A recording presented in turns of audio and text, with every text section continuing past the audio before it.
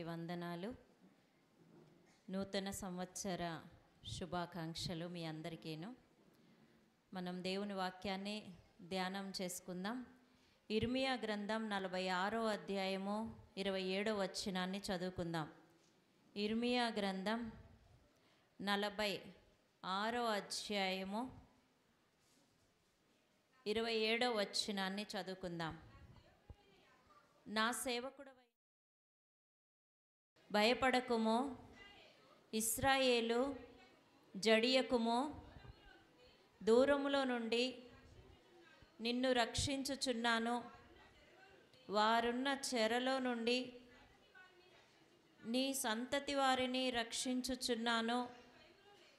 ఎవరి భయమును లేకుండా యాకోబు తిరిగి వచ్చును, అతడు నిమ్మళించి నెమ్మది నొందును. ప్రార్థన చేసుకుందాం. పరిశుద్ధుడవు తండ్రి, నాయనా, నా సేవకుడగు యాకోబు అని నీవు సెలవిస్తుంటుండగా దేవా భయపడకుమని, దేవా మీకు వందనాలు, స్తోత్రం ప్రభా. ఇశ్రాయేలు జడియకుమని తండ్రి, దూరము నుండి నిన్నును నేను రక్షిస్తానని, దేవా చెరలో నుండి విడిపిస్తానని, అంతేకాదు ఎవరి భయము లేకుండా నిమ్మళించి నెమ్మది పొందుతావు అన్న ఈ మాటలు ఇప్పుడు మేము ధ్యానం చేసుకొనబోతుంటుండగా దేవా, మేము కూడా నీ సేవకుడగు యాకోబులాగా మేము కూడా ఈ భూమి మీద నీకు ఇష్టంగా జీవించి నాయనా, ప్రతి ఒక్కరు ఈ వాక్యం వింటున్న ప్రతి ఒక్కరూ నిమ్మళించి నెమ్మది పొందుకునే అనుభవం, చెరలో నుండి విడిపింపబడే అనుభవం ప్రతి ఒక్కరికి నీ దయచేయండి.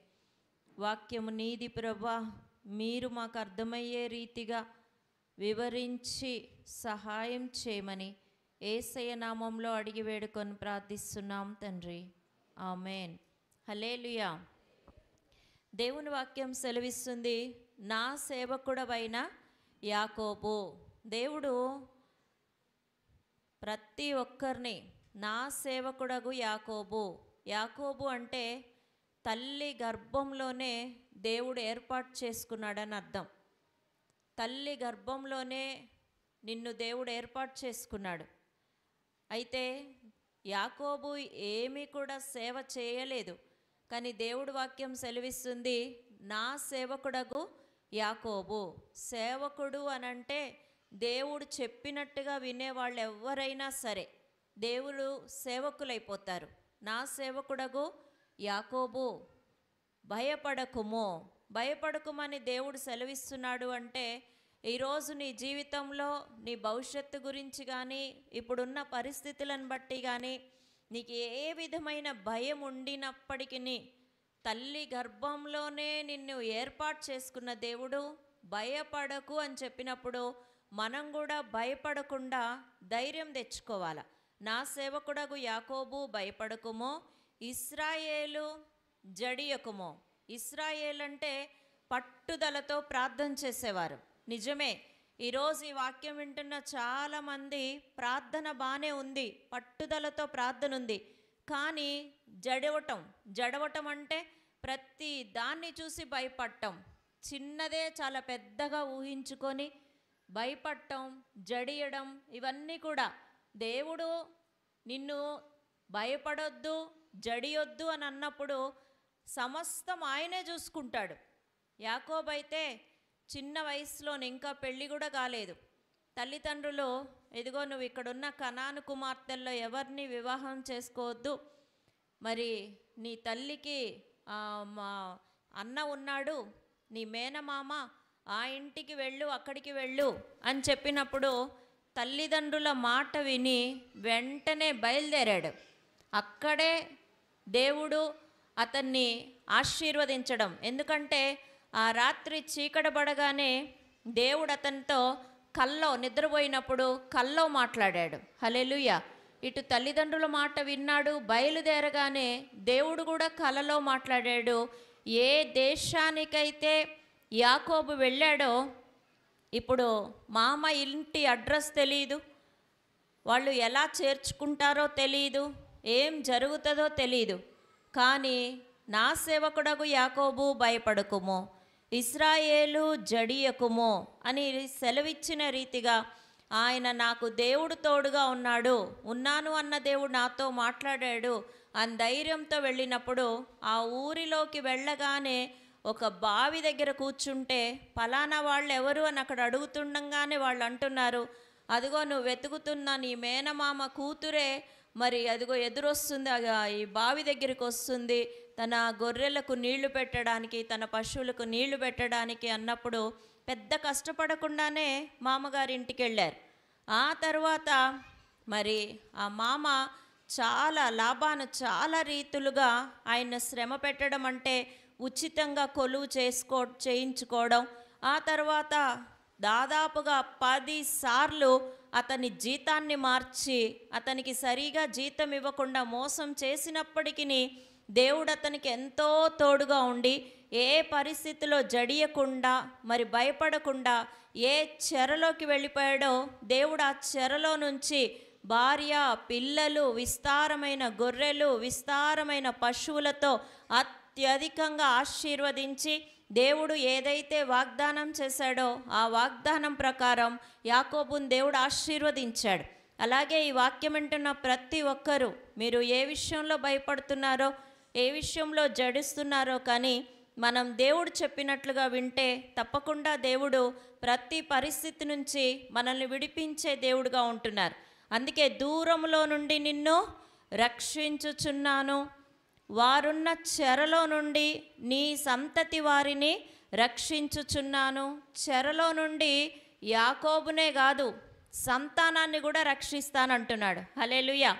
యాకోబు సంతానం యోసేపు వీరంతా కూడా ఐగుప్తు దేశంలోకి వెళ్ళిన తర్వాత కొంతకాలం తర్వాత ఫరో చేతిలో బానిసలుగా ఉన్నప్పుడు యాకోబు సంతానము చెరలోకి వెళ్ళిన సంతానాన్ని దేవుడు జ్ఞాపకం చేసుకొని ఆ చెరలో నుండి దేవుడు యాకోబు సంతానాన్ని విడిపించాడు. దేవుడు ఎప్పుడు కూడా ఒక వాగ్దానం చేస్తే అది ఈ సంవత్సరానికి అనుకోకండి. దేవుడు ఒక వాగ్దానం చేస్తే ఈ జీవితకాలం మట్టికి అని అనుకోకండి. దేవుడు ఒక్కసారి నీకు వాగ్దానం చేశాడంటే అది నీకు నీ సంతానానికి తరతరాలు ఉంటుంది. హల్లెలూయా. ఎంత గొప్ప దేవుణ్ణి మనం కలిగి ఉన్నాం. ఇక్కడ యాకోబుతో నువ్వు భయపడకు, జడియకే కాదు, నీ సంతానం వాళ్ళను కూడా నేను చెరలో నుంచి తీసుకొని వస్తా. ఖచ్చితంగా అలాగే యాకోబు యొక్క సంతానాన్ని దేవుడు చెరలో నుంచి తీసుకొని వచ్చాడు. ఈరోజు నీ పిల్లల విషయంలో, నీ సంతానం విషయంలో, నీ కుటుంబం విషయంలో, ఏ విషయంలో నువ్వు చెరలో ఉండి ఈరోజు ఎంత భయంతో దుఃఖంతో ఉన్నావో కానీ దేవుడు చెరలో నుండి విడిపిస్తా అంటున్నాడు. 126 కీర్తన 1-2 వచనాలు చదివితే 126 కీర్తన 1వ వచనం 2వ వచనం చదవండి. సియోనుకు తిరిగి వచ్చిన వారిని యెహోవా చెరలో నుండి రప్పించినప్పుడు మనము కల కనిన వారి వలె ఉంటిమి. మన నోటి నిండా నవ్వుండెను, మన నాలుక ఆనంద గానముతో నిండి ఉండెను. అప్పుడు యెహోవా వీరి కొరకు గొప్ప కార్యములు చేసెనని అన్యజనులు చెప్పుకొనిరి. హల్లెలూయా. దేవుడు చెరలో నుంచి రప్పిస్తే ఏం జరుగుతుందో తెలుసా? దేవుడు గొప్ప కార్యాలు చేశాడని అన్యజనులు నీ జీవితంలో జరిగిన గొప్ప కార్యాలను చూసి చెప్పుకుంటారు. నోటి నిండా నవ్వు ఉంచే దేవుడు, కళ కనిన వారి వలె, ఒక పీడకలలాగా నీ శ్రమలు, నీ ప్రయాస, నీ ఇరుకులు, నీ ఇబ్బందులు, నీ చెర జీవితం అంతా ఒక పీడకలలాగా కళ్ళ కనినవాడు ఆ కళను ఎలాగ మర్చిపోతాడో అలా నీ జీవితంలో బాధని, దుఃఖాన్ని, వేదనని ఆయన తీసివేసే దేవుడై ఉంటున్నాడు. అందుకే వారున్న చెరలో నుండి నీ సంతతి వారిని రక్షించుచున్నాను, ఎవరి భయము లేకుండా యాకోబు తిరిగి వచ్చును. ఎవరి భయం లేకుండా. చూడండి, యాకోబు అనగా ఇశ్రాయేలీలు ఆ కనాను దేశంలో నుంచి మళ్ళీ అన్య జనుల్లోకి చెదరగొట్టబడ్డప్పుడు, నెబుకద్నెజరు రాజు వాళ్ళని ఏలుతున్నప్పుడు, యెరూషలేము పట్టణము పట్టబడ్డప్పుడు, మందిరం కాల్చివేయబడ్డప్పుడు, ప్రజలు చెల్లా చెదురైనప్పటికీ దేవుడు మళ్ళీ యాకోబును యెరూషలేం పట్టడానికి విజయం ఇచ్చి మళ్ళీ తీసుకొని వచ్చాడు. ఇప్పుడు అక్కడ శత్రువు లేడు. అలాగే ఈరోజు నువ్వు ఎక్కడెక్కడికి చెదిరిపోయావో, ఈరోజు ఎక్కడెక్కడ పరిస్థితుల్లో నువ్వు చెరలో ఉన్నావో, ఏ భయంతో ఉన్నావో, ఏ వణుకుతో ఉన్నావో, ఎక్కడ జడియంతో ఉన్నావో, నీ భవిష్యత్తు గురించి చింతిస్తున్నావేమో, కానీ ఎవ్వరూ భయపడక్కర్లేదు. నా సేవకుడగు యాకోబు భయపడకము, ఏం లేదు. దేవుడు యాకోబుని దేవుడు ఎందుకు అంతగా ఆశీర్వదించాడంటే, తండ్రి నేను చెప్పిన దేశానికి వెళ్ళు, నేను చెప్పింది చెయ్యి అనగానే యాకోబు యొక్క గొప్పతనం ఏంటంటే తల్లిదండ్రులు చెప్పిన మాట వెంటనే విన్నాడు. ఆ తర్వాత అతనితో దేవుడు మాట్లాడాడు. దేవుడు చెప్పినట్లుగా దేవునితో సంబంధం కలిగి దేవుడు నడిపించిన విధంగా నడిచాడు గనుకనే యాకోబునే కాదు అతని సంతతిని కూడా దేవుడు విడిపించాడు. ఈరోజు ఇక్కడ ఎవరమైనా కానీ మనం దేవుడు మాట విని యాకోబులాగా దేవుడు చెప్పిన పని చేస్తే ఖచ్చితంగా నిన్ను కూడా చెరలో నుంచి తిరిగి వచ్చి అతడు నిమ్మళించి నెమ్మది పొందును. ఈరోజు నీకు నిమ్మళం లేదేమో, నెమ్మది లేదేమో, కొంతకాలం ఆ ఉద్యోగం, కొంతకాలం ఆ ఊరు, ఇంకొక ఊరు, ఎక్కడా స్థిరమైన నివాసం నీకు లేదేమో, నీ జీవితంలో నెమ్మది నిమ్మళము లేదేమో, నిబ్బరం లేదేమో, భయము జడియము ఉందేమో, కానీ దేవుడు తప్పకుండా నీకు నిమ్మళము నెమ్మది ఇచ్చి ఆశీర్వదించబోతున్నాడు. హల్లెలూయా. కానీ నా సేవకుడగు యాకోబు అని దేవుడు చెప్పినట్లుగా మనం ఎవరమైతే దేవుడు మాట వింటామో ఆ వ్యక్తికి ఇలాంటి కృప ఇస్తాడు. అందుకే చూడండి, కీర్తన 102 వచనం 20వ వచనాన్ని చదువుకుందాం. 102 కీర్తన 20వ వచనం. చెరసాలలో ఉన్నవారి మరి నేనేం చెయ్యాలి? అక్కడేమో యాకోబుకు తండ్రి పలానా దేశానికి పలానా ప్రాంతానికి వెళ్ళమంటే వెళ్ళాడు. ఈరోజు ఇక్కడ మనందరినీ కూడా దేవుడు ఎన్నుకొని ఏర్పాటు చేసుకున్నాడు, తల్లి గర్భంలోనే ఏర్పాటు చేసుకున్నాడు. మరి ఏం చేస్తే దేవుడు నిన్ను చెరలో నుంచి తీసుకొని వస్తాడు? ఎలా నడిస్తే దేవుడు నిమ్మళము నెమ్మది పొందుకుంటావు నీ జీవితంలో? ఎలా నడిస్తే నువ్వు నిజంగా ఏ భయము లేకుండా, ఏ శత్రువు లేకుండా దేవుడు నిన్ను కాపాడుతాడంటే ఇక్కడ 102 కీర్తన 20వ వచనంలో చదువుదాం. చెరసాలలో ఉన్నవారి మూల్గులను వినుటకును చావునకు విధింపబడిన వారిని విడిపించుటకును. అంతే, రెండే పనులు. చెరసాలలో ఉన్నవారి మూల్గులను వినుటకు. చెరసాలలో ఉన్నవాళ్ళు మూలుగుతూ ఉంటారు.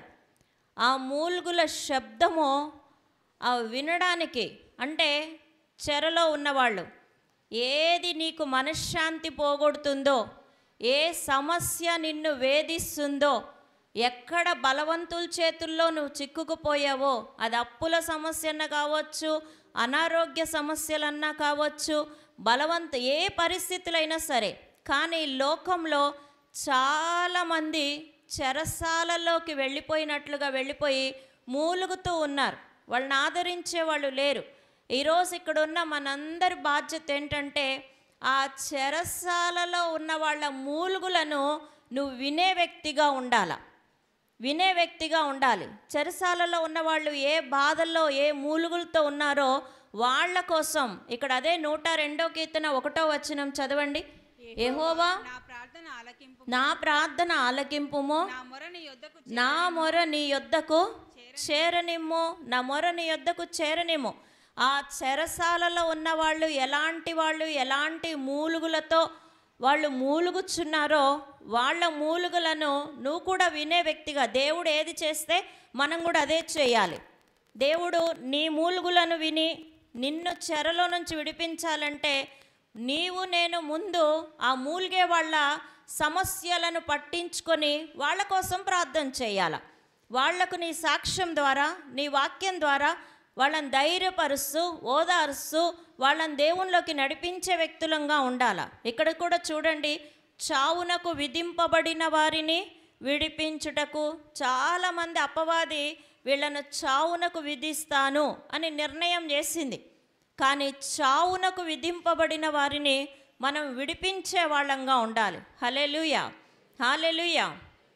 నేను నా జీవితంలో ఒక్కటే ప్రశ్న వేసుకున్నా, క్రైస్తవ జీవితం అంటే ఏదో కష్టాలు రావద్దు అని నేను అనుకోను, కానీ వస్తే చిన్న జ్వరం వస్తే 2 రోజుల్లో తగ్గిపోయేటట్లుగా ఉండాలి. తలనొప్పి వస్తే పొద్దునొచ్చి సాయంత్రం తగ్గిపోయేటట్లుగా ఉండాలి. కానీ జీవితం మీద దెబ్బ పడే పరిస్థితులు నా జీవితంలో ఉండొద్దు. అలాంటి ఓడిపోయిన అపజయపు జీవితం నాకొద్దు. ఇంకా శ్రమలు కష్టాలలో ఏడవడం మూల్గడం నేను భరించలేను. ఎందుకంటే ఒకప్పుడు నేను చెరసాల్లో ఉన్నాను. ఒకప్పుడు నేను చాలా చావునకు విధింపబడ్డ రీతిగా ఉన్న పరిస్థితుల్లో ఉన్నప్పుడు యేసు ప్రభు దగ్గరికి వచ్చినప్పుడు దేవుడు నా మూల్గులను వీరి చెరసాల్లోంచి నన్ను విడిపించి చావునకు విధింపబడ్డ నన్ను నా కుటుంబాన్ని విడిపించాడు. నేను ఒక్కటే నిర్ణయం తీసుకున్నా, దేవా మిగిలిన నా జీవితం అంతా కూడా ఎంతమంది నేను ఏ బాధల్లోంచి వెళ్ళానో ఆ సమయంలో ఎలా నేను కన్నీరు విడిచానో, ఎలా నా సమస్యల కోసం నేను ప్రార్థన చేశానో, ఎలా నా మూలుగులను నువ్వు విన్నావో, ఈ రోజు నుంచి ఎవరైనా సరే ఈ యొక్క ప్రాంతంలో అలాంటి పరిస్థితిలో ఉన్న వాళ్ళందరి కోసం నేను ప్రార్థన చేస్తాను దేవా. ఇది నేను తీసుకున్న నిర్ణయం. నా గదిలో నేను ప్రార్థన చేస్తూ ఉన్నప్పుడు ఎప్పుడైతే నేను ఆ నిర్ణయం తీసుకున్నానో, నేను గదిలోకి వెళ్ళి నాకు ముఖం చూడని వాళ్ళ కోసం కూడా ఎంతమంది తల్లులు ప్రభు భర్తల విషయంలో ఏడుస్తున్నారో, ఎంతమంది తండ్రులు మరి తాగుడు వ్యసనాలకు లోనైపోతున్నారు, ఎన్ని కుటుంబాల్లో కలహాలు, సమాధానం లేక, నిమ్మళం లేక, నిబ్బరం లేక, అప్పుల సమస్యల్లో ఎంతమంది భయపడుతున్నారో, జడిసే పరిస్థితిలో ఉన్నారో, తెల్లారి అది కట్టాలి ఇది కట్టాలి అన్నప్పుడు వాళ్ళకి ఎంత భయం ఉంటుందో, జడిచే వాళ్ళగా ఉండి ఊర్లోంచి పారిపోయే వాళ్ళగా అలాంటి పరిస్థితిలో ఉన్న వాళ్ళు ఉంటారు. కానీ నువ్వు నన్ను విడిపించు, అలాంటి వాళ్ళని కూడా విడిపించు ప్రభా అని కన్నీరు విడుచుచు పిడికెడు విత్తనములు చేత పట్టుకొని ఏడ్చుచు విత్తువాడు సంతోషగానము చేయిచు పనులు మోసుకొని వస్తారు అని నా జీవితంలో దేవుడు నాకు వాగ్దానం చేశాడు. పిడికెడే విత్తనాలు, కానీ కన్నీరు విడుస్తూ విత్తినప్పుడు దేవుడు నా జీవితంలో గొప్ప కార్యాలు చేశాడు. మరి అలాగే నాకు ఇక్కడ ఉన్న వాళ్ళు ఎవరో తెలియకపోయినా, నాకంటే చిన్నవాళ్ళని నా తమ్ముళ్ళు అనుకుంటాను, నాకంటే పెద్దవాళ్ళని అన్నయ్యలు, తండ్రులు, తల్లులు, అక్క చెల్లెలుగా భావించి, నా సొంత కుటుంబ సభ్యులుగా భావించి, నేను వాళ్ళని ప్రేమించి వాళ్ళ సమస్య నా సమస్యలాగా భావించి, వారు సంతోషిస్తే వారితో పాటు సంతోషిస్తా, వాళ్ళు ఏడిస్తే వాళ్ళతో పాటు ఏడ్చి వాళ్ళ కోసం ప్రార్థన చేస్తా. నేను తీసుకున్న నిర్ణయం అదే. దేవుడు ఆలకించి ఆ రోజు నుంచి చెరసాల్లో ఉన్న వాళ్ళు ఎవరో బయలుపరచడం ప్రారంభించాడు. వెళ్ళినప్పుడు వాళ్ళ మూల్గులను విన్నప్పుడు, వాళ్ళ సమస్యల కోసం నేను ప్రార్థన చేస్తున్నప్పుడు, వాళ్ళ కోసం దేవుడిచ్చిన మాటలు నేను చెప్పినప్పుడు, ఎవరైతే చావునకు విధింపబడ్డవారున్నారో, ఇదిగో చనిపోవడానికి సిద్ధంగా ఉన్నవారున్నారో వాళ్ళని దేవుడు బయలుపరిచినప్పుడు వాళ్ళ దగ్గరికి వెళ్ళి ఆ పరిస్థితుల్లో నుంచి వాళ్ళని విడిపించి, నిజంగా దేవుడు ఉన్నాడు, ఆయన విడిపిస్తాడు, నా జీవితంలో ఇలా విడిపించాడు, నా నోటి నిండా నవ్వు ఉంచాడు, నా జీవితంలో గొప్ప కార్యాలు చేశాడు, మీ జీవితంలో కూడా గొప్ప కార్యాలు చేస్తాడు అన్నప్పుడు వారు కూడా ఆదరింపబడ్డాడు. నిజంగానే దేవుడు వాళ్ళ జీవితంలో గొప్ప కార్యాలు ప్రారంభించాడు. వాళ్ళను కూడా చెరసాల్లోంచి బయటకు తీసుకురావటం ప్రారంభించాడు. అలా ఈరోజు ఈ వాక్యం వింటున్న వారు ఎవరైనా సరే, నా సేవకుడైన యాకోబు, దేవుడు ఏ పని నీకు చేయమంటే అదే పని గనక నువ్వు చేయటానికి సిద్ధంగా ఉంటే, అయ్యో నా వల్ల అవుతుందా, అమ్మో నాకేం చేత కాదు కదా, నేనెలా చేస్తాను, ఎవ్వరు భయపడక్కర్లా, జడియక్కర్లా. నువ్వు ఆ తీర్మానం చేస్తే దేవుడు నీకు తోడుగా ఉంటాడు. నువ్వు నెమ్మది, నిమ్మళము, నిబ్బరంగా ఉంటావు. నిజమే, ఒకప్పుడు మేము మరి వివాహమైంది మొదలుకొని మేము దేవుడు చెప్పిన మార్గంలో నడిచే వరకు క్రైస్తవులమైనప్పటికీ, ప్రార్థన చేసేవారమైనప్పటికీ మా జీవితంలో నిమ్మళం లేదు, నెమ్మది లేదు. కానీ ఎప్పుడైతే మా కుటుంబం పూర్తిగా తీర్మానం చేసుకొని చెరసాలలో ఉన్న వారి మూలుగులను వినటానికి, చావునకు విధింపబడ్డ వారిని విడిపించడానికి తీర్మానం చేసుకున్నామో, ఈ 22 సంవత్సరాలు నేను ఎలాగైతే అనుకున్నానో, సమస్య వస్తే 2-3 రోజుల కంటే ఉండకూడదు, సాయంకాలమున ఏడుపు వచ్చి రాత్రి ఉండినను ఉదయమున సంతోషం కలుగజేస్తానన్న మాట ప్రకారం దేవుడు మా జీవితంలో అలాగే మా ప్రతి ప్రార్థన ఆలకించాడు. నిజమే, మనిషి జీవితంలో ఎన్నో కష్టాలుంటాయి, ఇరుకులుంటాయి, ఇబ్బందులుంటాయి. దాన్ని బట్టి దేవుడు చెప్పిన పనిని మనం ఎన్నడూ కూడా నిర్లక్ష్యం చేయకూడదు. ఎందుకంటే పేతురు యేసు ప్రభు పిలవగానే వలను విడిచిపెట్టి యేసు ప్రభువును వెంబడించాడు. 3.5 సంవత్సరాలు యేసు ప్రభువును వెంబడించి బోధ విని పరిశుద్ధాత్మతో నింపబడి దేవుని కొరకు ఎన్నో గొప్ప కార్యాలు, ఆశ్చర్య కార్యాలు జరిగిస్తూ చెరసాలలో ఉన్న వాళ్ళ కోసం, చావునకు విధింపబడ్డ వాళ్ళ కోసం ఆయన ప్రయాసపడుతున్నాడు. కానీ అంత మంచి పని చేస్తున్నప్పుడు యాకోబు పేతురుని ఇద్దరిని కూడా చెరసాలలో వేశారు. చెరసాలలో వేస్తే యాకోబును ఖడ్గం చేత చచ్చిపోయాడు. ఇప్పుడు నెక్స్ట్ ఉన్నది పేతురు. పేతురుని కూడా చెరసాలలో వేశారు. ఆయన చుట్టూ సైనికులు ఉన్నారు. ఆ తర్వాత మొత్తం 16 మంది చుట్టూ రకరకాలుగా అనేక గేటు దగ్గర కొంతమంది, చుట్టూ కొంతమంది, చాలామంది సైనికులు ఉన్నారు.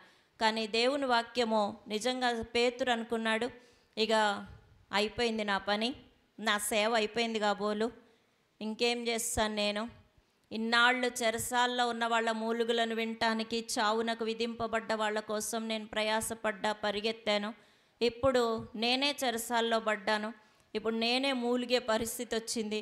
చావునకు విధింపబట్టమంటే ఇదిగో యాకోబును చంపేశారు. నెక్స్ట్ నేనే ఏ సమయం నా కొరకు ఆ పిలుపు వస్తుందో ఇక మరణానికి సిద్ధంగా ఉన్నాను కదా అని మెల్లగా చెప్పులు తీసి పక్కన పెట్టాడు. చెప్పులంటే సువార్త. ఇంకేం చేస్తాడు? చెరసాల్లో సువార్త చేస్తాడా? చేయలేడు కదా. చెప్పులు తీసి పక్కన పెట్టాడు. ఈ పై వస్త్రం ఉంది, ఎక్కడికైనా బయటికి వెళ్ళేటప్పుడు పై వస్త్రం వేసుకొని వెళ్తారు కదా, ఇక పై వస్త్రంతో పనేముంది ఇక అని పక్కన పెట్టేశాడు. అన్నీ పక్కన పెట్టేసి ఇక అయిపోయింది, నన్ను ఎప్పుడు పిలుస్తారా, నా చావు ఎప్పుడు వస్తుందా, నెక్స్ట్ నేనే కదా అని పూర్తిగా ఆయన మరి పండుకొని ఆ చెరసాల్లో ఉన్నప్పుడు ఏం జరుగుతుందో చూడండి. అపోస్తుల కార్యములు 12వ అధ్యాయం 8వ వచనాన్ని చదువుకుందాం. అపోస్తుల కార్యములు 12:8. అప్పుడు దూత అతనితో నీవు నడుము కట్టుకొని చెప్పులు తొడుగుకొనుమనెను. ఆ పైన కూడా చదవమ్మా. ఇదిగో ప్రభు దూత అతని దగ్గర నిలిచెను. 6వ వచనం నుంచి చదువుతారా? హేరోదు అతనిని వెలుపలికి తీసుకొని రావాలెనని ఉండగా ఆ రాత్రియే బాగా వినండి, పేతురు 2 సంకెళ్లతో బంధింపబడి ఇద్దరు సైనికుల మధ్య నిద్రించుచుండెను. మరియు కావలివారు తలుపు ఎదుట చెరసాల కాచుకొని చుంటిరి. ఇదిగో ప్రభువు దూత. హల్లెలూయా. ఇప్పుడు చూడండి ఏం జరుగుతుందో. ప్రభువు దూత అతని దగ్గర నిలిచి నువ్వు భయపడక్కర్లేదు, జడియక్కర్లేదు. మనం దేవుడు చెప్పిన పని చేస్తూ ఉంటే దేవుడే మన కొరకు దేవదూతను పంపించి నువ్వు ఏ చెరలో ఉన్నా నిన్ను విడిపించి నీకు నిమ్మళం, నీకు నిబ్బరం ఇవ్వటమే కాదు, నీ సంతానాన్ని కూడా చెరలో నుంచి విడిపిస్తాడు. హల్లెలూయా. ఇక్కడ చూడండి, దేవదూత నిలబడింది. అతడి ఉండిన గదిలో వెలుగు ప్రకాశించెను. చూసారా? దూత పేతురు పక్కను తట్టి త్వరగా లెమ్మని చెప్పి అతని లేపగా సంకెళ్ళు అతని చేతుల నుండి ఎప్పుడైతే దేవదూత అతన్ని తట్టి లేపుతుందో ఆటోమేటిక్గా సంకెళ్ళు ఊడి కింద పడిపోయినాయి. అప్పుడు దూత అతనితో లేచి నడుము కట్టుకో, నీ చేతుల్లో సంకెళ్ళు లేవు. నిద్రలో లేచి నడిచే అలవాటు ఉన్న వాళ్ళకి ఏం జరుగుతుందో తెలియదు అన్నట్టుగా రోజు దేవుడు కళలు దర్శనాలతో మాట్లాడుతున్నాడు కాబట్టి ఇది కూడా ఒక దర్శనం అనుకున్నాడు, ఇది కూడా ఒక కళ కాబోలు అనుకున్నాడు. లేచి నడుము కట్టుకో, నడికట్టు కట్టుకో అనగానే నడుము కట్టుకొని చెప్పులు తొడుగుకొనుమనెను. చెప్పులు ఎప్పుడు తొడుక్కుంటారు? ఇక సేవకు బయలుదేరని అర్థం. చెప్పులు తొడుక్కో. అతడు అలాగు చేసిన తరువాత దూత నీ వస్త్రము పైన వేసుకొని నా వెంబడి రమ్మని అతనితో చెప్పెను. నీ వస్త్రం పైన వేసుకొని నా వెంబడిరా. అని అతనితో చెప్పాను. అతడు వెలుపలికి వచ్చి దూత వెంబడి వెళ్ళి దూత వలన జరిగినది నిజముగా జరిగినని గ్రహింపక తనకు దర్శనము కలిగెనని అనుకొనెను. నిజంగా దేవుడు నిన్ను చెరసాల్లోంచి బయటికి తీస్తే ఏమనిపిస్తుందో తెలుసా? కల కనిన వాని వలె ఉంటివి. నీ నోటి నిండా నవ్వుండును, నీ నాలుక ఆనంద గానముతో నింపబడి ఉండును. అన్య జనులు చెప్పుకుంటారు, యెహోవా నీ కొరకు గొప్ప కార్యములు చేసేనని. హల్లెలూయా. నిజంగా దేవుడు మన సంకెళ్ళు ఊడదీస్తే అవి నీ చుట్టూ ఎంతమంది శత్రువులున్నా ఆ సంకెళ్ళకి ఎవ్వరూ ఊడదీయలే అనుకుంటే దేవుడికి ఒక్క క్షణం కూడా సరిపోదు. అద్భుతంగా దేవుడు ఈరోజు నిన్ను కూడా చెరలో నుంచి విడిపిస్తారు. అయితే మనం ఆయన సేవకులంగా ఉండాలి. ఈరోజు ఇక్కడ కూడా చాలామంది మీకున్న శ్రమల వలన పేతుర్లాగా ఇక అయిపోయింది నా పని అనుకుంటున్నారు. లేదు, నీతో చాలా పని ఉంది. నిన్ను చావనీయడు. నీ ద్వారా చాలామంది చెరసాల్లో ఉన్నవాళ్ళు బయటికి వస్తారు. నీ ద్వారా చావునకు విధింపబడ్డ వాళ్ళు కూడా సజీవంగా బయటకు రావాలని, చావాలనుకున్నోళ్ళు కూడా నీ ద్వారా బ్రతికింపబడాలని దేవుడికి నీ పట్ల ఒక గొప్ప ఉద్దేశం ఉంది. అయితే మనము ఏదో అయిపోయింది అన్నట్టుగా కృంగిపోయి జడిసి భయపడి దేవునికి దూరమై నేను ఇంకేం ప్రార్థన చేస్తాను, నేను ఇంకేం బైబిల్ చదువుతాను, ఇంకేం చర్చికి వస్తాను, ఏం జరుగుతుంది నా జీవితంలో, ఏ అద్భుతం ఉందని ఏ ముఖం పెట్టుకొని వస్తాను, ఇట్లా ఎప్పుడు కృంగిపోవద్దండి. ఎప్పుడు ఒకప్పుడు మా జీవితంలో మా తల్లిదండ్రులు అప్పుల సమస్యలో ఉన్నప్పుడు ఇక మేము బయటికి రాలేమనుకున్నాం. ఉన్న ఒక్క ఇల్లు అమ్ముకోవాలన్న పరిస్థితి వచ్చినప్పుడు, నాన్నకు హార్ట్ అటాక్ వచ్చి ఇక బ్రతకరు అని డాక్టర్లు చెప్పినప్పుడు 500 కూడా మా చేతిలో లేకపోతే 3 లక్షల రూపాయల ఆపరేషన్కి అవసరమవుతుంది అన్నప్పుడు, ఎలాంటి ఉద్యోగం అన్నయ్యకి లేకుండా చెల్లికి ఇంకా వివాహం కాని పరిస్థితులు, ఎటు చూసినా చెర, ఎవ్వరూ సహాయం చేయలేని పరిస్థితిలో ఉన్నప్పుడు మేమందరము దేవుని సన్నిధిలో దేవా మా మొర్ర ఆలకించు, దేవా మా ప్రార్థన ఆలకించు విశేషముగా ప్రార్థించినప్పుడు దేవుడు మమ్మల్ని చెరసాల్లోంచి అద్భుత రీతిగా, డాక్టర్లు ఆశ్చర్యపోయి మీ దేవుడు ఎవరో గొప్పవాడు, ఇంత హార్ట్ అటాక్ వచ్చి బ్రతికిన వాళ్ళని నేను చూడలేదని డాడీ ఎలాంటి ఆపరేషన్ లేకుండా బయటకు వచ్చారు. హల్లెలూయా. ఒక్క నెలలోనే అన్నయ్యకు ఉద్యోగం రావటమే కాదు కానీ దేవుడు అత్యధికంగా ఆశీర్వదించి ఆయనకు ఉన్నతమైన స్థానం ఇవ్వటంతో ఒక్క సంవత్సరంలోనే అప్పులన్నీ తీరిపోయినాయి. ఇది కళ నిజం అన్నట్టు అనిపించింది మాకు. ఎందుకంటే పిడికడే విత్తనాలు ఏడ్చుచు విత్తితే నువ్వు సంతోషంతో పనులు మోసుకొని వస్తావు. హల్లెలూయా. నిజం. అందుకే ప్రార్థన నీ జీవితంలో ఉన్న సంఖ్యలను తెంచివేస్తుంది. దేవుడు చెప్పినట్టు వింటాం. నువ్వు ఏ చెరలో ఉన్నావో చెరలో నుంచి నువ్వు బయటకు తీసుకొని వచ్చేది దేవుడే. ఈరోజు మీరు ఏ చెరలో ఉన్నా మీరు భయపడవసరం లేదు, జడియనవసరం లేదు. నువ్వు నిమ్మళంగా నిబ్బరంగా ఉంటావు. నాకు ఆ కష్టాలు చూసిన తర్వాత నా వ్యక్తిగత జీవితంలో నాకు అలాంటి కష్టాలు వద్దనిపించింది. అందుకనే నేను ఎన్ని బాధలున్నా, ఎన్ని కష్టాలున్నా, ఓపికన్నా ఓపిక లేకపోయినా, మనస్సులో భయమున్నా, జడిపున్నా, సమస్యలున్నా, చెరసాలైనా, మూలుగైనా దేవుడు పై వస్త్రం వేసుకోమనంగానే వేసుకోవడం, దేవుడు చెప్పులు వేసుకోమనంగానే వేసుకోవడం. దేవా నా సమస్య ఇది అని అంటే దేవుడు పలానా వాళ్ళని వెళ్ళి ఓదార్చు అని అంటే ఓదార్చడం. నాకు అర్థమైపోయింది వాళ్ళ ఓదార్పు వాళ్ళ క్షేమం నా క్షేమానికి కారణమవుతుందని. నేను వాళ్ళ కోసం ప్రార్థన చేస్తే నన్ను దేవుడు చెరసాల్లోంచి తీసుకొని వస్తాడు. నేను వాళ్ళ మూలుగులను వింటే దేవుడు నా మూలుగులను వింటాడు. నేను వాళ్ళను చావు నుంచి విడిపించితే దేవుడు నన్ను చావు నుంచి విడిపిస్తాడని నాకు అర్థమై అలాగ నడుస్తుంటే ఈ 22 సంవత్సరాలు నిజంగా దేవుడు నా జీవితంలో నిమ్మళము నిబ్బరమిచ్చాడు. హల్లెలూయా. అలాగే ప్రతి ఒక్కరి జీవితంలో నీ కోసం నువ్వే కాదు, ఇతరుల కోసం కూడా నువ్వు ప్రార్థన చెయ్యాలా. దేవుడు వెళ్ళమన్న చోటికి వెళ్ళాలా.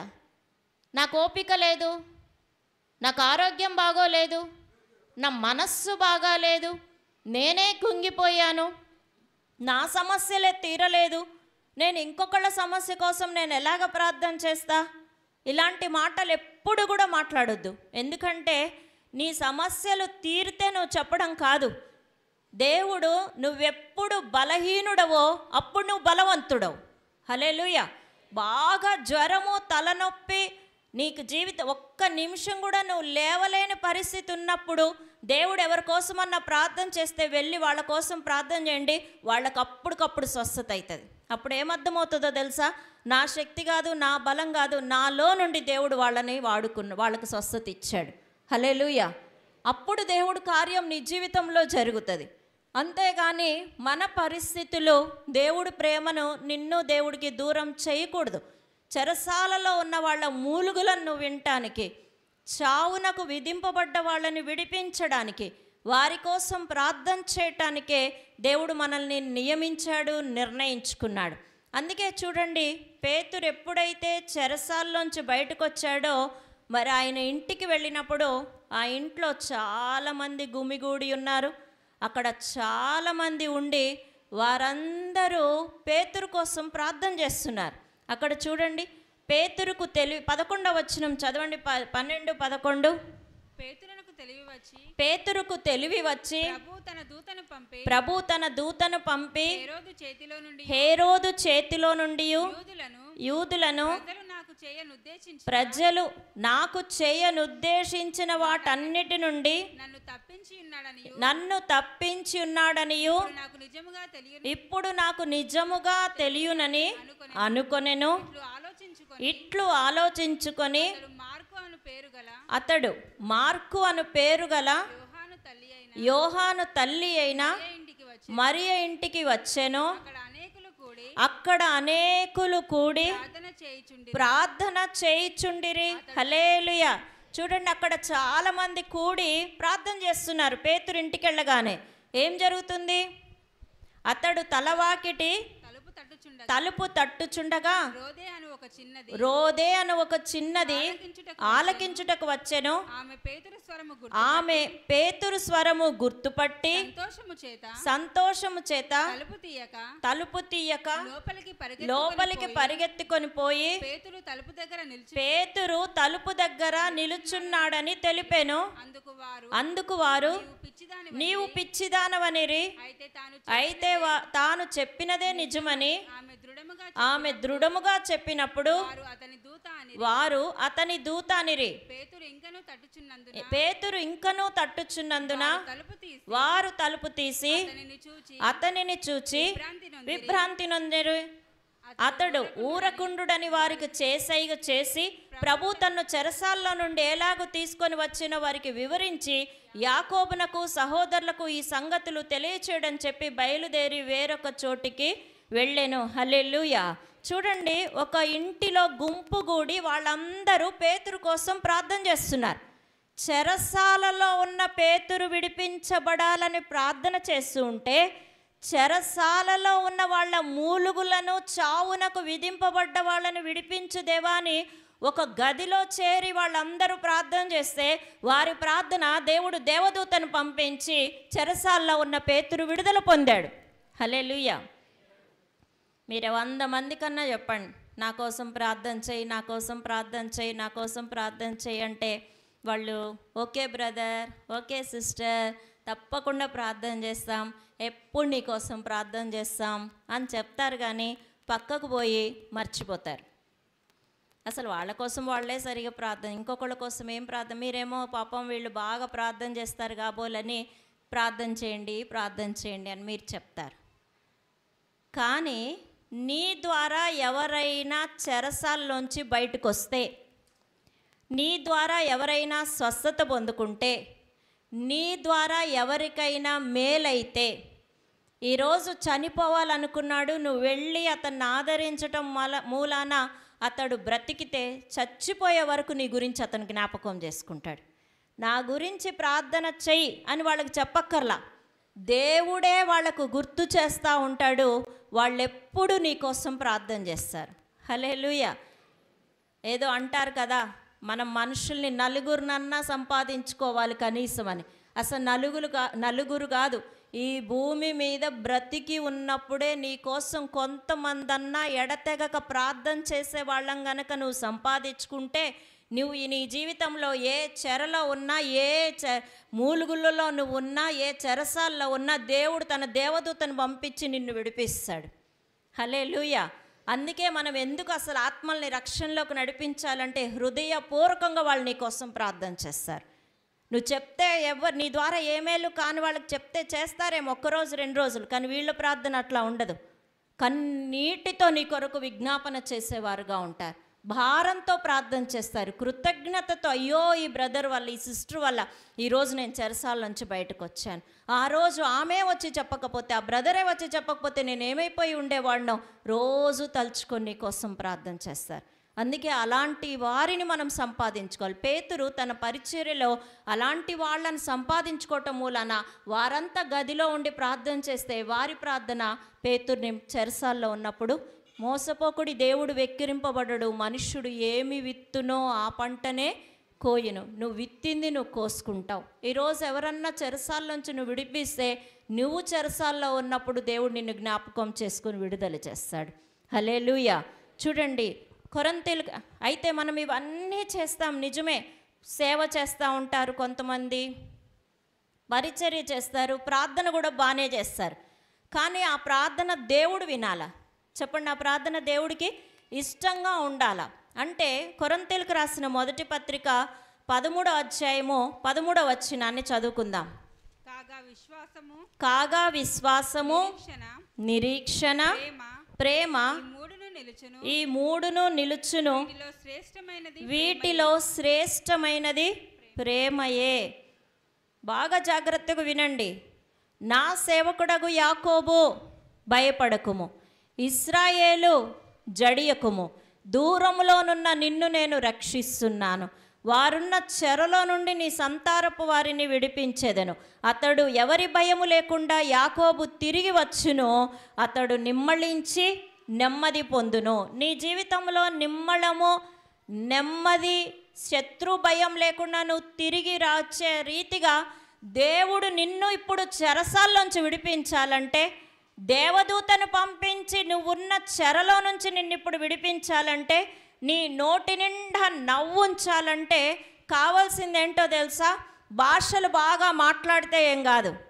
దేవదూతల భాషల్లో నువ్వు మాట్లాడినా, మనుష్యుల భాషలలో మాట్లాడినా, గంట కొట్టినట్టు గంటలు గంటలు ప్రార్థన చేసినా, కాల్చడానికి నీ శరీరం ఇచ్చినా, నీ ఆస్తి మొత్తం దేవుడికి రాసిచ్చినా, ఏది చేసినా నీ హృదయంలో ప్రేమ లేకపోతే అంతా వ్యర్థమే. దేవుని దృష్టికి ఎట్లుంటుందో తెలుసా? గడగడలాడు కంచులాగా ఉంటుంది. స్కూల్ బెల్ ఎక్కువసేపు మనం వినగలమా? ఒక ఇనప దాని మీద, కంచు మీద బాగా కొట్టండి, ఎట్లుంటుంది? చెవులు ఎట్లా మూసుకుంటామో నీ ప్రార్థనకు కూడా దేవుడు అలాగే చెవులు మూసుకుంటాడు. ఏ కార్యం నీ జీవితంలో జరగాలన్నా ప్రేమ, విశ్వాసము, నిరీక్షణ, ప్రేమ, ఈ మూడే నిలుస్తాయి. వీటిల్లో శ్రేష్టమైనది ప్రేమయే. అన్నిటికంటే శ్రేష్టమైంది ప్రేమ. ప్రేమ శాశ్వత కాలం ఉంటుంది. చదవండి, అక్కడ ఏమని ఉంటుంది? 6వ వచనం నుంచి చదవండి సిస్టర్. 4 ప్రేమ దీర్ఘకాలము సహించును. లేకపోతే మనం మొదటి నుంచి చదువుకుందాం. మనుష్యుల భాషలతోనూ భాషలతోనూ చదవండి. నేను మాట్లాడినను ప్రేమ లేని వాడనైతే మ్రోగెడు కంచును గనగనలాడు తాళమునై యుందును. ప్రవచించు కృపావరము కలిగి మర్మములన్నీయు జ్ఞానమంతయు ఎరిగిన వాడనైనను, కొండలను పెకిలింపగల పరిపూర్ణ విశ్వాసము గలవాడనైనను ప్రేమ లేని వాడనైతే నేను వ్యర్థుడను.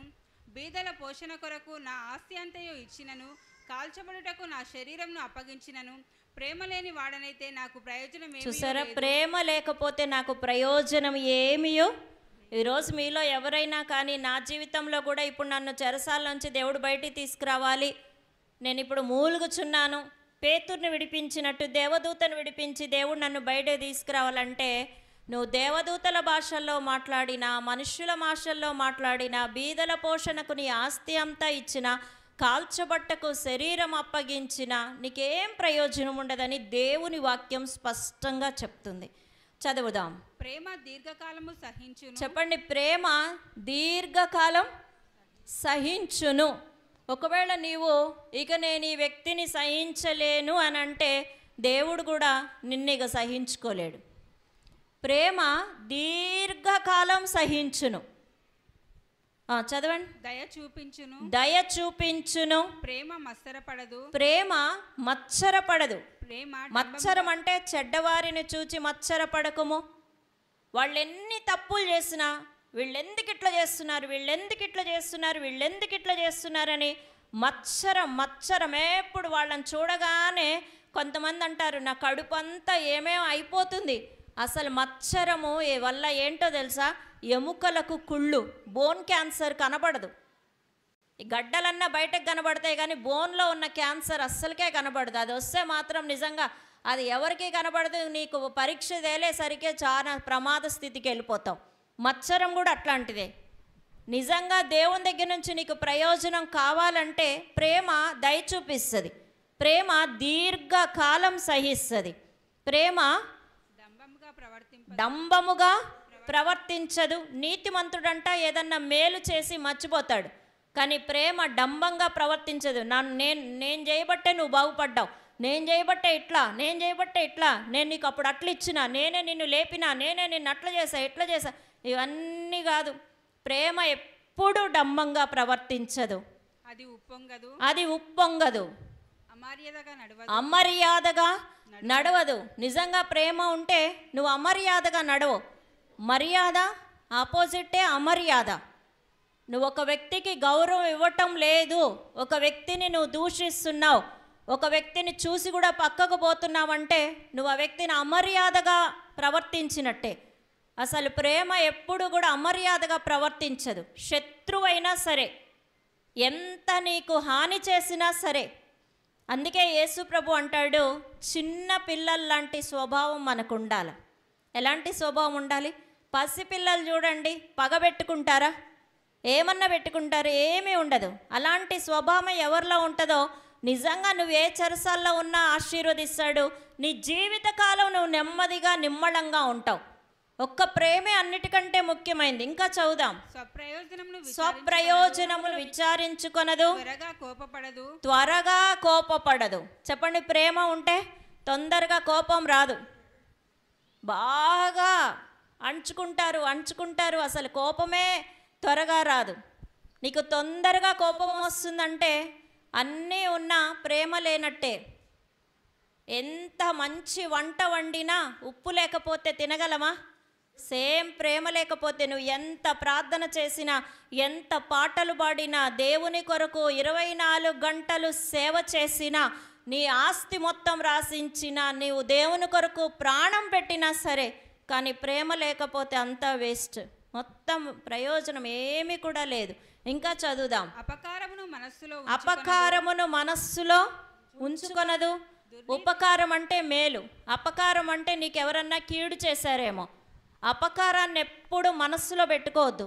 చాలామంది అసలు ఎందుకు ప్రేమించలేరో తెలుసా? ఆ వ్యక్తిని చూడగానే ఆ వ్యక్తి నీ పట్ల ప్రవర్తించిన ప్రవర్తన అంతా నీకు గుర్తొచ్చి, పలానా సమయంలో వీళ్ళు నన్ను ఇట్లా అన్నారు కదా, పలానా సమయంలో వీళ్ళు నా పట్ల ఇట్లా ప్రవర్తించారు కదా. నీ మనస్సులో ఎప్పుడు ఇంకొకళ్ళ చేసిన అపకారాన్ని మాటలు పెట్టుకున్నంత కాలం దేవుణ్ణి ప్రార్థన వినడు. అంతే. నువ్వు ఎన్ని 365 రోజులు ఉపవాసం ఉన్నా కానీ నీ ప్రార్థన వినడు. ఇది నిజం. చదువుదాం. దుర్నీతి విషయమై సంతోషపడక. దుర్నీతి చూసావా? ఏమనుకున్నావు? వాళ్ళ నోరెట్లా మూపియాలో నాకు తెలుసు. అస్సలు నేను మాట్లాడితే ఇక నోరు మెదపలా వాళ్ళు. అట్లా ఇచ్చాను నేను మాటలు, తెలుసా? అది గ్రేట్ కాదు, దేవుని దృష్టిలో నీచమైనది. అసలు దుర్నీతి. ఎదుటి వ్యక్తికి హాని చేసి సంతోషిస్తే అది దుర్నీతి. దాంట్లో సంతోషించదు.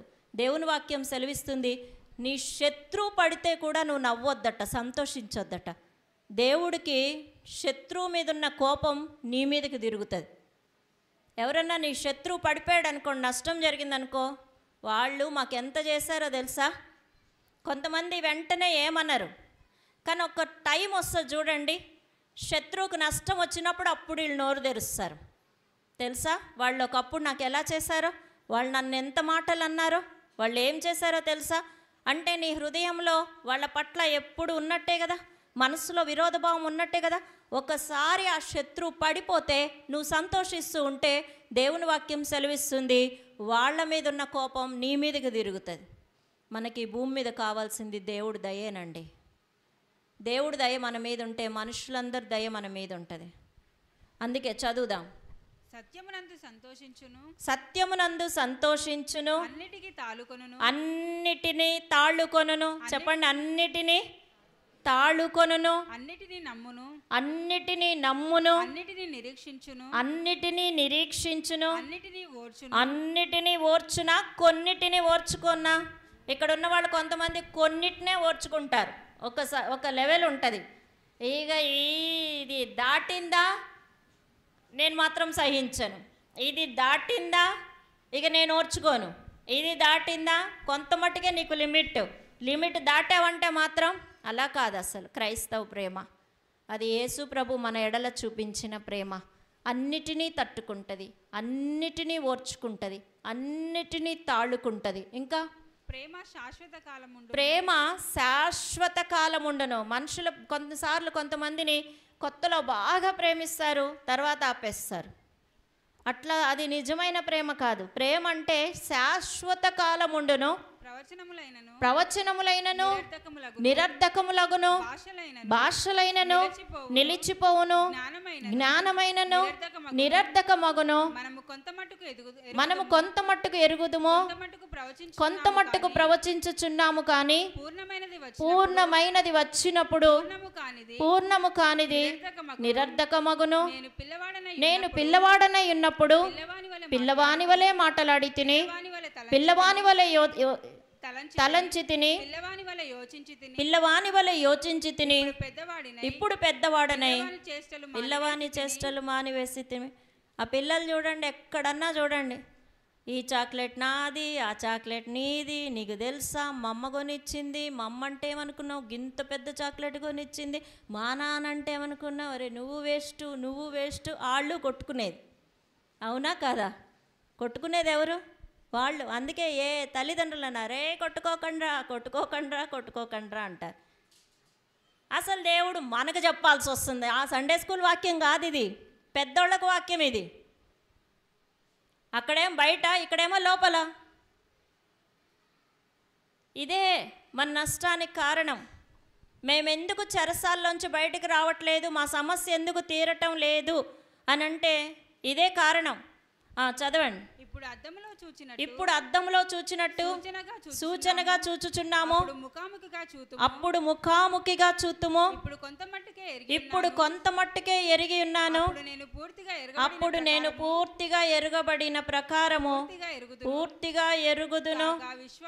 కాగా విశ్వాసము, నిరీక్షణ, ప్రేమ ఈ మూడును నిలుచును. భాషలు కాదు, ప్రవచనాలు కాదు, భక్తి, అన్నిటికంటే మూడే శాశ్వతంగా నిలిచుంటాయి.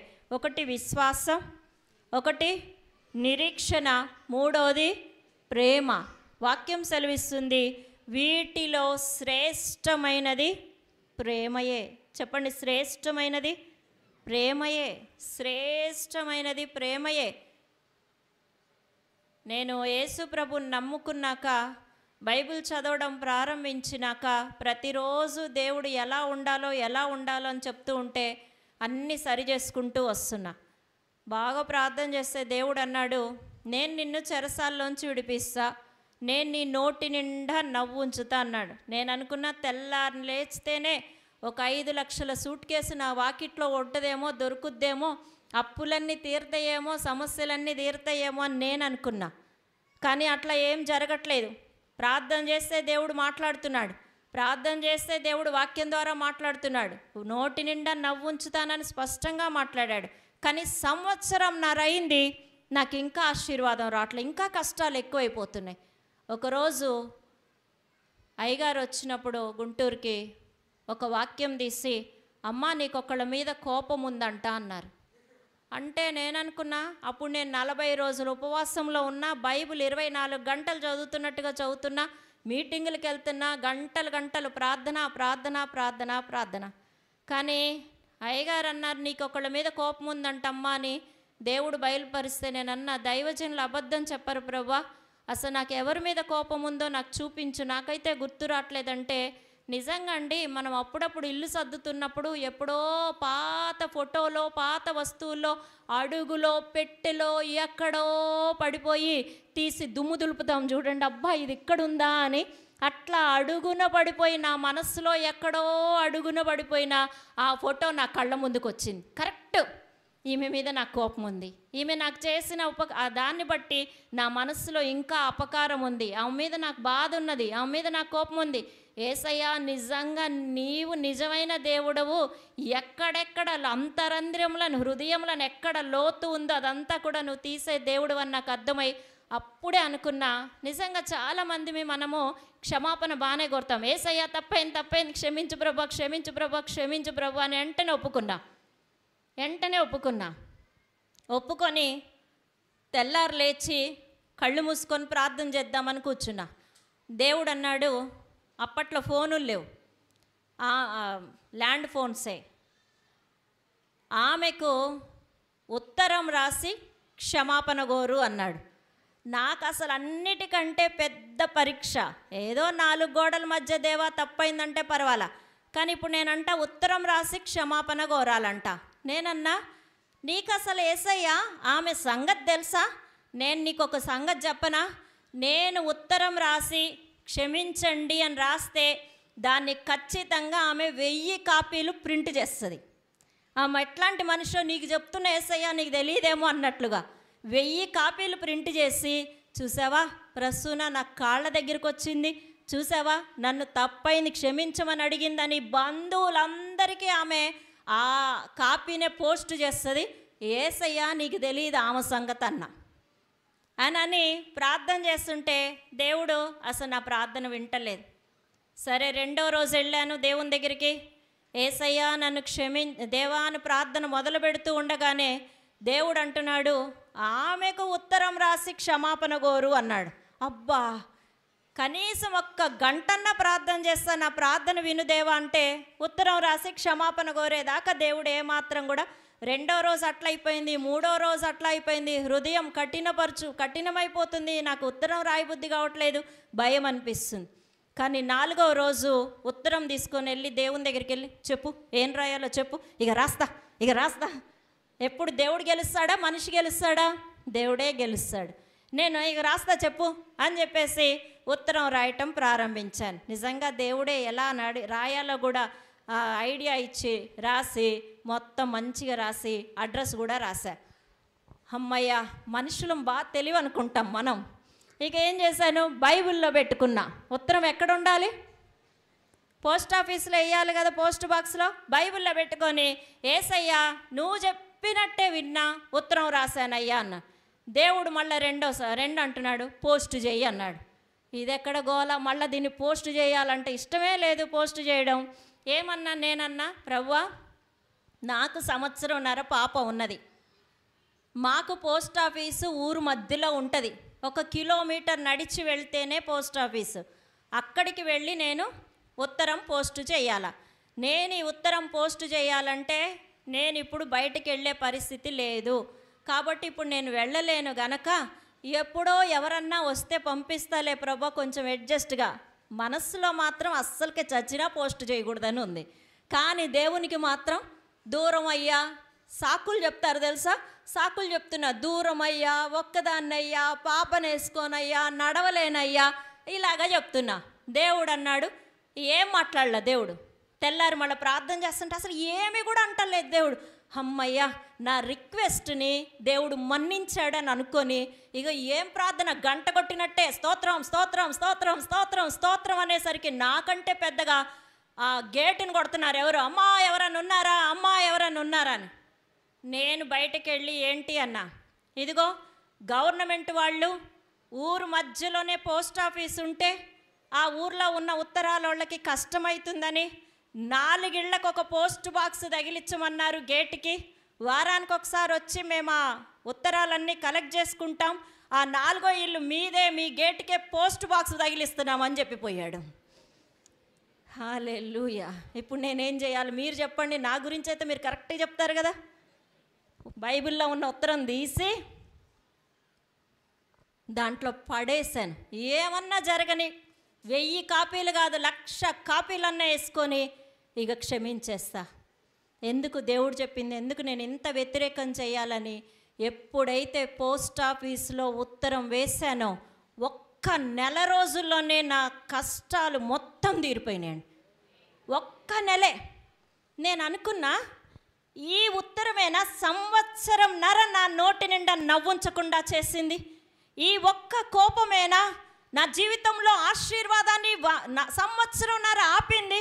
ఆ రోజు నుంచి నేనేమనుకున్నానో తెలుసా, దేవుని ప్రేమ నుంచి ఎడబాపే ఏ పరిస్థితులైనా, నాకంటే చిన్నవాళ్ళు కానీ పెద్దవాళ్ళు కానీ, ఈ కోపం పెట్టుకోవటము, పగ పెట్టుకొని దేవుని దగ్గర నుంచి ఏ ఆశీర్వాదం పొందుకోకుండా సంవత్సరాలు ఏడవటం కంటే క్షమించి అందరినీ ప్రేమించి దేవుని మేళ్లను రోజు అనుభవించడం మంచిది.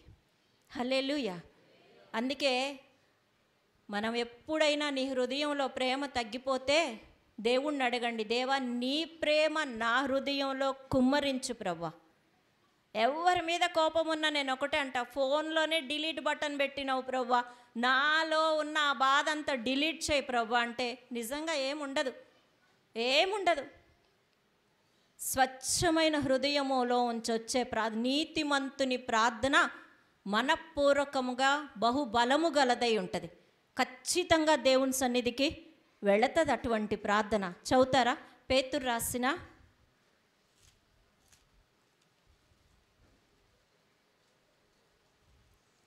2వ పత్రిక చదువు.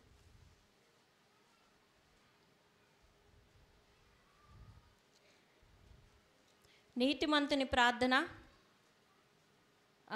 తిమోతికి యాకోబు రాసిన పత్రిక 5వ అధ్యాయము 16-17 వచనాలు. మీ పాపములను ఒకనితో ఒకడు ఒప్పుకొనుడి, మీరు స్వస్థత పొందునట్లు ఒకని కొరకు ఒకడు ప్రార్థన చేయుడి. నీతిమంతుని విజ్ఞాపన మనపూర్వకమైనదై బహుబలము గలదై యుండును. నీతిమంతుని ప్రార్థన మనపూర్వకంగా బహుబలము గలదై ఉంటాయి. అందుకే దేవుని వాక్యం సెలవిస్తుంది, విశ్వాసము, నిరీక్షణ, ప్రేమ ఈ 3 నిలుచును, శ్రేష్టమైనది ప్రేమయే. హల్లెలూయా. చూడండి, ఎఫెసీయులకు రాసిన పత్రిక 5వ అధ్యాయము 27వ వచనాన్ని చదువుకుందాం. 5వ అధ్యాయము 27వ వచనం. పురుషులారా మీరును మీ భార్యలను ప్రేమించుడి, అటువలే క్రీస్తు కూడా సంఘమును ప్రేమించి అది కళంకమైనను ముడతైనను అట్టిది మరి ఏదైనను లేక పరిశుద్ధమైనది గాను నిర్దోషమైనది గాను మహిమగల సంఘము గాను ఆయన తన ఎదుట దానిని నిలవబెట్టుకొనవలెనని వాక్యంతో ఉదక స్నానము చేత దానిని పవిత్రపరిచి పరిశుద్ధపరచుటకై దాని కొరకు తన్ను తాను అప్పగించుకొనెను. హల్లెలూయా. స్త్రీకి శిరస్సు పురుషుడైతే పురుషుడికి శిరస్సు యేసు ప్రభు. దేవుని వాక్యము సెలవిస్తుంది, మనమందరము దేవుని ఎదుట పెండ్లి కుమార్తెలం, భార్యలం, సంఘం భార్య. కానీ యేసు ప్రభు చూడండి, మచ్చ మడత కళంకం ఏది ఉండకూడదని దేవుడు మనందరి కోసం ప్రాణం ఇచ్చాడు. ఈరోజు ఇక్కడ ఉన్న వాళ్ళు ఎవరైనా, దేవా నువ్వు నన్ను ఎంత ప్రేమిస్తున్నావు అని నన్ను అడిగితే, దేవుడు ప్రాణమిచ్చినంతగా మనల్ని ప్రేమించాడు. అవునా కాదా? మనందరి కోసం యేసు ప్రభు ప్రాణం పెట్టినారు అన్న వాళ్ళంతా హల్లెలూయా చెప్పండి. మనందరి కోసం దేవుడు ప్రాణం పెట్టాడు.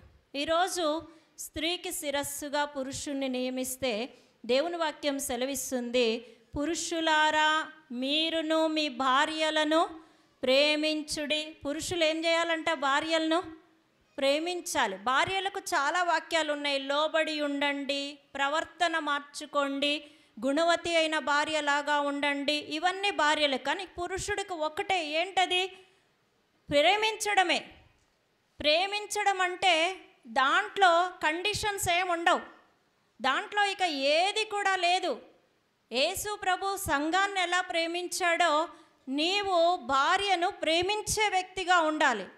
అందుకే చూడండి, అదే కొలస్సీలకు రాసిన పత్రిక 3వ అధ్యాయము 19వ వచనం చదవండి. 3:19 3:19 భర్తలారా మీ భార్యలను ప్రేమించుడి, వారిని నిష్ఠుర పెట్టకుడి. ఏ రోజు నీ భార్య నిన్నెందుకు చేసుకున్నాన్రా అని అనిపించిందంటే ఇక అసలు ఎంత దుఃఖం ఉండుంటుంది. నేను చాలామందిని, ఇది నా సేవ అనుభవంలో చెప్తున్నా, చాలామంది భర్తలకు అనారోగ్యం వచ్చి వాళ్ళు సమస్యల్లో ఉంటే వాళ్ళకు దేవుని దగ్గర నుంచి ఎందుకు వీళ్ళకి ఈ వ్యాధి వచ్చింది, ఎందుకు ఈ సమస్య వచ్చింది అని చెప్తే చూస్తే వాళ్ళు చాలామంది భార్యలను కోపం మీద పడేవాళ్ళే. భార్యలు నిష్ఠూర పెట్టటం, భార్యను లోకంలో అందరినీ ప్రేమిస్తారు, అందరితో గౌరవిస్తారు, అందరినీ మంచిగానే మాట్లాడతారు. కానీ భార్య దగ్గరకు వచ్చేసరికి మాత్రం గంజిలో ఈగను తీసేసినట్టు, కూరలో కరేపాకును తీసేసినట్టు. కానీ వాక్యం అలా సెలవిచ్చడం లేదు.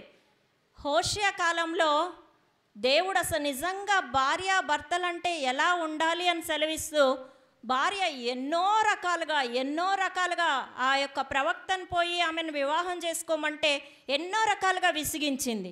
కానీ దేవుడు హోషేయ గ్రంథం చదవండి. హోషేయ వాక్యం సెలవిస్తుంది 3వ అధ్యాయం 16వ వచనం చదువుదామా. ఎంత విసిగించినా, ఎన్నిసార్లు దేవునికి దూరం అయిపోయినా, ఎన్నిసార్లు దేవునికి వ్యతిరేకంగా నడిచినా దేవుడు మాత్రం ఏమంటున్నాడు? హోషేయ గ్రంథం 3వ అధ్యాయం 16వ వచనం, 764 పేజీ తీయండి. అది ఇచ్చట నుండి నా మాట వినును, నీవు బయలు అని నన్ను పిలువక నా పురుషుడవు అని పిలుతువు. ఇదే యెహోవా. బయలు అంటే కింద ఏం రాయిస్తుందో చదవండి, బాగా వినండి. దేవుడు సంఘంతో అంటున్నాడు, నువ్వు ఇప్పటి నుంచి బయలు అని నన్ను పిలవు. బయలు అనంటే యజమానుడా అని అర్థం. యజమానుడు అంటే అధికారం చేస్తాడు, యజమానుడు అంటే గద్దిస్తాడు, యజమానుడు అంటే బాస్. కూర్చోమంటే కూర్చోవాలా, నించోమంటే నించోవాలా. కానీ దేవుడు సంఘంతో ఏమంటున్నాడో తెలుసా? నీవు నన్ను యజమానుడా అని పిలవవు. నువ్వు ఇప్పటి నుంచి యజమానుడిని కాదు, నేను నీకు బయలు కాదు, నా పురుషుడు. హల్లెలూయా. అక్కడ నా పురుషుడు అన్న దగ్గర కూడా ఫుట్ నోట్లో కిందేముందో చూడండి. భర్త అంటే యజమానుడా? నా పురుషుడు. నిజంగా నిన్ను నా పురుషుడు అని అనుకోవాలా? ఇంతకంటే ప్రేమించేవాళ్ళు, దేవుడే వచ్చి నన్ను స్వయంగా ఎలా ప్రేమిస్తాడో నాకు తెలీదు, కానీ దేవుడే నా భర్త రూపంలో ఉండి నన్ను ప్రేమిస్తున్నాడని ఏ భార్య తన హృదయంలో సంతోషిస్తుందో ఆ భార్య ఏ రోజు నీకు వ్యతిరేకంగా నడవటానికి ధైర్యం తెచ్చుకోదండి. ప్రేమనేనండి ఒక భార్యను సంపాదించుకోవటానికి. ఒక ముసలి వయసులో ఉన్న వ్యక్తి చాలా ఏడుస్తున్నాడు. నాన్న ఎందుకు ఏడుస్తున్నావు నాన్న అంటే, అమ్మ బ్రతికి ఉన్నంత కాలం నా భార్య నిష్ఠూర పెడుతూనే ఉన్నా, బాధ పెడుతూనే ఉన్నా, ఎన్నోసార్లు నన్ను బతిమలాడుకుంది. అయ్యా నన్ను తిట్టకయ్యా, అయ్యా నన్ను మంచిగా చూసుకోయ్యా, మనిద్దరమే కదయ్యా, మంచిగా ఉందామయ్యా, వినలేదు, బాధించాను, వేధించాను. ఈరోజు అంపోతే ఈరోజు నన్ను ఎవరు పట్టించుకోవట్లేదు.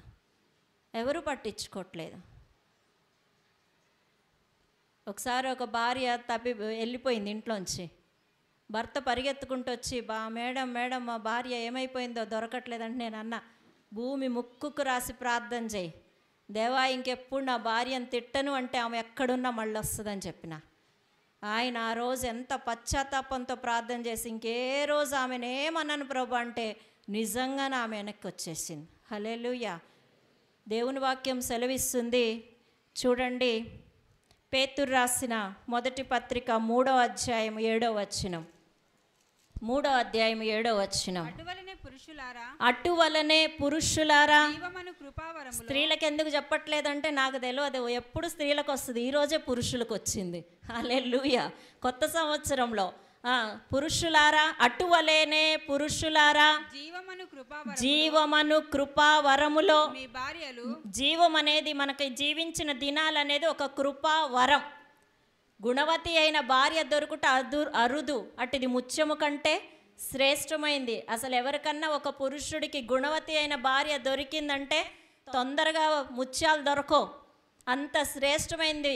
దాన్ని జాగ్రత్తగా కాపాడుకోవాలా. జీవమను కృపావరములో మీ భార్యలు మీతో పాలివారై ఉన్నారని ఎరిగి ఎక్కువ బలహీనమైన ఘటమని భార్యను సన్మానించి. ఎప్పుడన్నా భార్య బాగా విసిగిచ్చింది అనుకోండి, ఏం లేదు, నా భార్య మిక్కిలి బలహీనమైన ఘటం.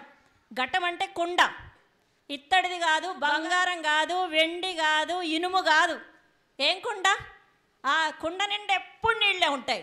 అంటే నీళ్లు కారుతాయి, అంటే నీళ్లు కారుతాయి. ఆ కింద పడంగానే పగిలిద్ది. నా హృదయం పగిలింది అన్నట్టుగా ఏడుస్తూ ఉంటారు. అది ఘటం దేవుడు నిర్ణయించాడు. మళ్ళీ మామూలు ఘటం కాదు, మొత్తం ఓటికుండే. ఎట్లుంటుంది? అప్పుడే సంతోషం, అప్పుడే ఏడుపు, అప్పుడే కోపం. ఒక ఆయన అన్నాడు, అసలు భార్యను జయించాలంటే పెద్ద సూత్రం నేను గడుక్కున్నాను, చెప్పమంటారా అన్నాడు. అందరు అడిగారంట, చెప్పు, మేము అసలు తట్టుకోలేకపోతున్నాం, కోపం ఆగుతలేదు, ఈ భార్యలను ఎట్లా కంట్రోల్ చేయాలో చెప్పంటే, గాఢ నిద్రలో ఉన్నప్పుడు దేవుడు పక్కటెముకలో నుంచి తీసి భార్యను చేశాడు. ఆమె కూడా బాగా రేజ్ అయి ఉన్నప్పుడు మనం గాఢ నిద్రలోకి వెళ్ళటమే అన్నిటికంటే మంచి సొల్యూషన్. హల్లెలూయా. చెప్పండి, దేంట్లోకి వెళ్ళిపోవాలంట? దేవుడు భార్యను ఎప్పుడు చేసిండు? ఈరోజు వీళ్ళకి నిజంగా హ్యాపీ న్యూ ఇయర్. హల్లెలూయా. గాఢ నిద్రలో ఉన్నప్పుడు దేవుడు భార్యను చేసిండు. ఇక ఆమెను మిక్కిలి బలహీనమైన ఘట్టం, ఇల్లంతా ఆ కోపమంతా వంటగదిలోనే ఉంటే గిన్నెలు ఎత్తేసుకుంటా, అట్లా అనుకుంటా, ఇట్లా అనుకుంటా, ఈ ఘట్టంతో ఎందుకు పెట్టుకోవాలని గాఢ నిద్రలోకి వెళ్తాడంట ఆయన. లేచేసరికి మొత్తం సమస్య పరిష్కారం అవుతుంది. కనుక ప్రేమ అన్నిటినీ సహిస్తుంది, ప్రేమ అన్నిటినీ ఓర్చుకుంటుంది, త్వరగా కోపపడదు, డంబముగా ప్రవర్తించదు, అపకారాన్ని హృదయంలో ఉంచుకొనదు. ఈ ప్రేమ లేకపోవటం మూలానే నీ జీవితంలో నువ్వు నిజమైన ఆశీర్వాదాన్ని నువ్వు చూడలేకపోతున్నావు. కనుక శ్రేష్టమైన ప్రేమను కలిగి ఉండి నువ్వు ఏ చెరసాల్లో ఉన్నా దేవదూత వచ్చి పేతుర్ని చెరలో నుండి విడిపించినట్లుగా ఈరోజు నువ్వు ఏ చెరలో ఉన్నా తప్పకుండా దేవుడు నిన్ను విడిపిస్తాడు. చెరసాలలో ఉన్న వాళ్ళ మూలుగులను విన్న దేవుడు ఈరోజు నీ మూలుగులను కూడా వింటాడు. దేవుడు చావునకు విధింపబడ్డ వాళ్ళని విడిపించినట్లుగా నిన్ను నన్ను కూడా అలాంటి పరిస్థితి నుంచి విడిపిస్తాడు. కనుక మనం కూడా అలాంటి వాళ్ళ పట్ల ప్రేమ చూపించి ముందుకు సాగే వాళ్ళగా ఉండాలి. ఎప్పుడైతే అట్లా ఉంటావో, నా సేవకుడగు యాకోబు, హల్లెలూయా, అప్పుడు మనందరం దేవుని సేవకులమవుతాం. భయపడకుము, ఇశ్రాయేలు జడియకుము, దూరములో నుండి నిన్ను రక్షించుచున్నాను, వారున్న చెరలో నుండి నీ సంతతి వారిని రక్షించుచున్నాను. ఎవరి భయము లేకుండా యాకోబు తిరిగి వచ్చును, అతడు నిమ్మళించి నెమ్మది పొందును. ఈరోజు మీ జీవితంలో నిమ్మళము నెబ్బరము కావాలంటే ప్రార్థన చేసేవారుగా, పేతురు చెరసాల్లోంచి బయటికి రావాలంటే సంఘం ఎలా ప్రార్థన చేశారో అలా ప్రార్థించే వారంగా, చెరసాలలో ఉన్న వాళ్ళ మూలుగులను, చావునకు విధింపబడ్డ వాళ్ళని విడిపించడానికి మనల్ని దేవుడు ఒక పాత్రలుగా ఎంచుకున్నాడని అలా ముందుకు సాగేవాళ్ళుగా ఉంటే నిజంగా ఈరోజు నీ వాక్యం విని ఇది నడుచుకుంటున్న ప్రతి ఒక్కరికి నిమ్మళము నిబ్బరము, హల్లెలూయా, నిమ్మళము నెమ్మది, భయం లేకుండా, జడియ లేకుండా నిన్నే కాదు నీ సంతానాన్ని కూడా దేవుడు ఇప్పుడు చెరలో నుంచి విడిపిపోతున్నాడు. ప్రార్థన చేసుకుందామా? తలలు వంచి కళ్ళు మూసుకొని ప్రతి ఒక్కళ్ళు నిజంగా మన జీవితంలో ఎప్పుడు మన మనస్సు మారుతుందో ఆ రోజే పాతవి గతించి కొత్త సంవత్సరం వచ్చినట్టే. ఏ బలహీనతలు ఈరోజు నీ జీవితంలో ఉన్నాయో, నా సేవకుడగు యాకోబు భయపడకుము, ఇశ్రాయేలు జడియకుము. ఎవరైనా నిజంగా నేను ఆశీర్వదింపబడాలి, నా జీవితంలో నాకు నిమ్మళము నెమ్మది కలగాలని ఆశ ఉన్నదా? అయితే పేతురు ఎలాగైతే దేవదూత వచ్చి నీ చెప్పులు వేసుకో, పై పంచ వేసుకో, నువ్వు బయలుదేరు అన్నదో, అలాగా మనం చావునకు విధింపబడిన వారిని, చెరసాలలో ఉన్న వాళ్ళ మూలుగులను వినటానికి బయలుదేరే వాళ్ళంగా ఉండాలి. అలా ప్రార్థన చేసేవారుగా ఉండాలి. అంతేకాదు విశ్వాసము, నిరీక్షణ, ప్రేమ, ఈ మూడే నిలిచి ఉంటాయి. శ్రేష్టమైనది ప్రేమయే. ఇంకా ఎవరినన్నా ప్రేమించలేని మనస్సు నీలో ఉన్నదా? ఇంకా క్షమించలేని మనస్సు ఉందా? ఇంకా ఏదన్నా ఆయాసం నీ హృదయంలో ఉందా? క్షమాపణ కోరి, పురుషులారా, జీవమను కృపావరంలో మీ భార్యలు మీతో కూడా పాలివారై ఉన్నారని ఎరగక, ఇదిగో ఎరిగి మిక్కిలి బలహీనమైన ఘటమని ఎంచి వారిని ప్రేమించండి. జ్ఞానము చొప్పున కాపురం చేయమని, భార్యలను ప్రేమించమని వాక్యం సెలవిస్తుండగా, మీలో ఏ పురుషులైనా దేవుడు ఎంత గొప్ప కృపావరం ఇచ్చి నీ జీవితంలో నీకు ఒక పాలి భాగస్సురాలుగా భార్యనిస్తే, ఆ భార్యని ఈరోజు నువ్వు నిష్ఠుర పెడుతున్నావేమో, బాధ పెడుతున్నావేమో, మాటలు అంటున్నావేమో, ప్రేమించలేకపోతున్నావేమో. ఇదిగో ప్రార్థన చేసుకొని క్షమాపణ కోరుదాం. ప్రార్థన చేసుకుందాం. మన మధ్యలో రిబ్కా సిస్టర్ వచ్చి ప్రార్థన చేస్తారు.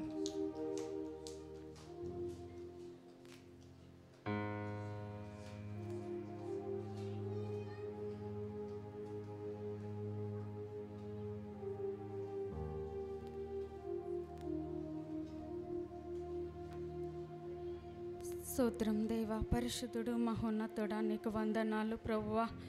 ఈ నూతన సంవత్సరంలో ప్రభువా, నూతనంగా మా అందరితో నువ్వు వాగ్దానం చేస్తూ ఉంటున్నావు ప్రభువా. దేవా, నీకు స్తుతులు స్తోత్రములు చెల్లిస్తున్నాం ప్రభువా. ఎలా ఉంటే ప్రభువా ఇగో దీవెనకరముగా ఉంటామో, నువ్వు సృష్టిగాను స్పష్టంగాను మా అందరితో నువ్వు మాట్లాడిన విధానాన్ని బట్టి నిన్ను స్తుతిస్తున్నావు ప్రభువా.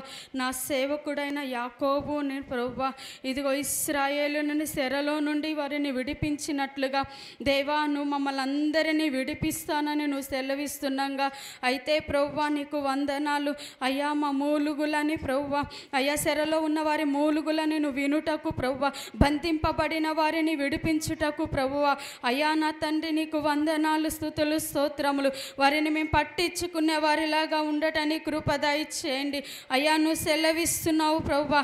అయితే ఈరోజు ఏ ఆశీర్వాదం లేకుండా ఉన్నామంటే దేవా, ప్రేమ లేకపోతే వ్యర్థమని నువ్వు సెలవిస్తున్నావు అయ్యా. ఎంత ప్రార్థన చేసినా నీలో ప్రేమ లేకపోతే వ్యర్థమేనని నువ్వు సెలవిస్తున్నావు అయ్యా. మా ప్రేమకు అయ్యో నా తండ్రి, మా ఆశీర్వాదానికి అడ్డుగా ఏదైతే నీలో ఉంటుందో ప్రభువా, అయ్యా మాలో ఉంటుందో తీసివేయండి ప్రభువా.